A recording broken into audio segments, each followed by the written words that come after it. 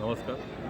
आज आम्ही कुतुब मिनार बघायला आलो आहे आणि जसं की तुम्ही बघताय हा सगळा परिसर तर कॅमेऱ्यात कॅप्चर करायचा प्रयत्न करतो आम्ही, पण हे थोडं मिक्सचर आहे. ही 4थ्या शतकातली हिंदू संस्कृतीतली बांधकाम आहेत आणि त्यालाच नंतर जेव्हा 12व्या शतकात नॉन मोगल मुस्लिमांचं आक्रमण झालं तर त्यावेळी त्यांनी इथे त्यांचा प्रभाव पडण्यासाठी मुस्लिम पद्धतीचं बांधकाम केलं आहे. तर हे जे तुम्हाला मोठमोठ्या कमानी दिसत आहेत ह्या सगळ्या त्या टाईपचे बांधकाम आहेत आणि त्याच्यातलाच भाग म्हणून हा टॉवर पण बांधला झाला ज्याला कुतुब मिनार म्हणतात.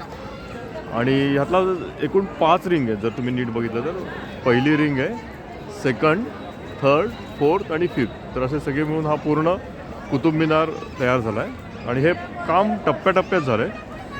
तर पहिली जी रिंग आहे, जो पहिला मजला आहे तो कुतुबुद्दीन ऐबक यांनी बांधलेला आहे आणि त्याच्यानंतरचे जे 3 मजले आहेत ती इल्तुतमिश यांनी बांधलेलं आहे ते. आणि शेवटचा जो आहे तो फिरोजशाह तुघलक यांनी बांधलेला आहे टॉवर. तर फारच सुंदर आहे बघण्यासारखं हे बांधकाम आणि एवढे वर्ष होऊन गेले, जवळजवळ 800 वर्ष होऊन गेली, पण हा टॉवरचं जे फिनिशिंग किंवा जे काय आहे ते फारच सुंदर आहे. म्हणजे नवीन असल्यासारखंच वाटतं. ते काय टेक्नॉलॉजी असेल त्यावेळीची माहीत नाही आपल्याला. आणि त्याच्याबरोबरच हा इथं जो तुम्हाला दिसतोय ह्याला लोहस्तंभ किंवा आयर्न पिलर असं म्हणतात. हे 4थ्या शतकात हा इन्स्टॉल केला होता गुप्त डायनेस्टीमध्ये.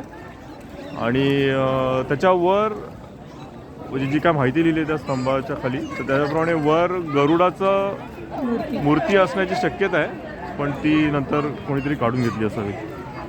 तर या, थँक्यू.